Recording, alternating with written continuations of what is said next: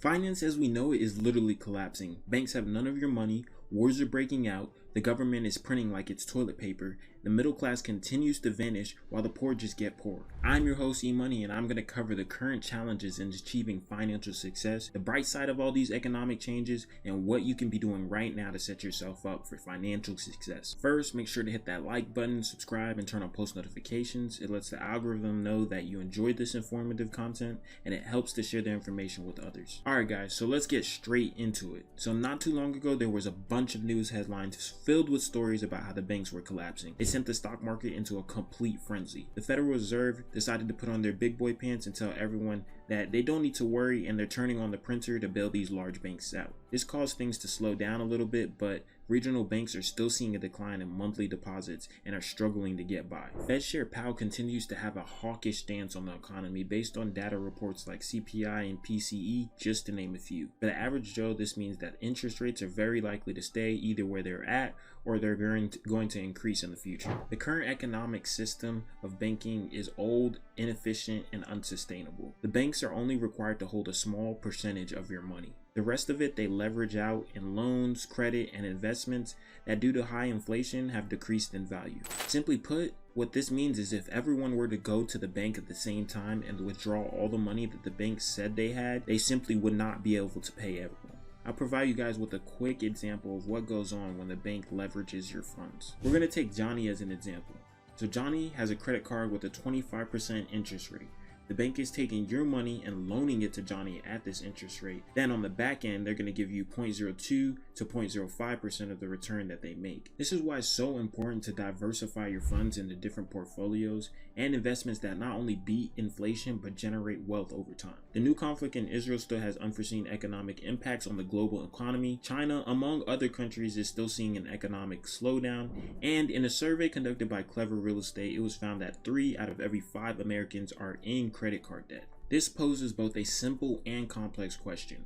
What can you do in this climate to achieve financial success? The first thing you can do is hit that like button if you haven't already, subscribe to the channel, and turn on post notifications. In all seriousness though, although it sounds cliche, the first thing anyone should be doing is paying off their debt. Living debt-free provides you the luxury of being able to maximize the usage of every dollar you earn. Once you're debt-free, you need to begin accumulating assets, not purchasing liabilities. Whether you choose to invest in real estate, the stock market, insurance policies, personal education, or businesses, you need to be using your money to generate a return.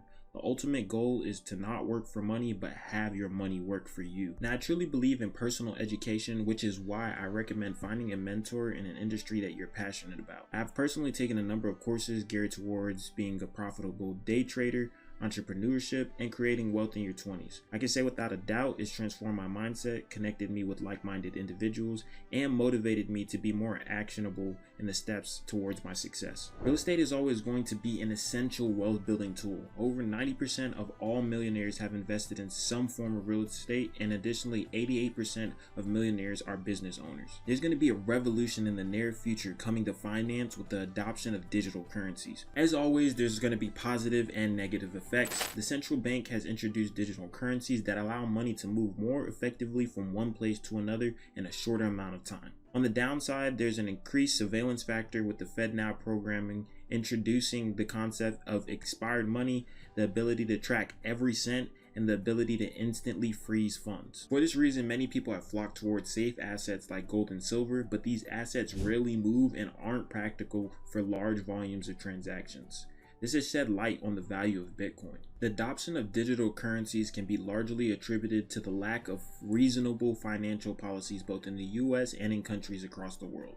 Inflation and economic instability will ultimately drive people to seek quality assets that hold their value, as stated by BlackRock CEO Larry Fink. We have talked about this asset in the past, and I strongly encourage you guys to go and do your own research. I hope this information helps you all make an informed decision and create a sound plan for your financial success. Let me know down below whether or not you feel personally prepared to tackle what may come in the next coming years. In addition, around 80% of you guys watch these videos and aren't subscribed, so kindly do me a favor, like, subscribe, turn on post notifications, and I'll see you guys in the next one. Peace.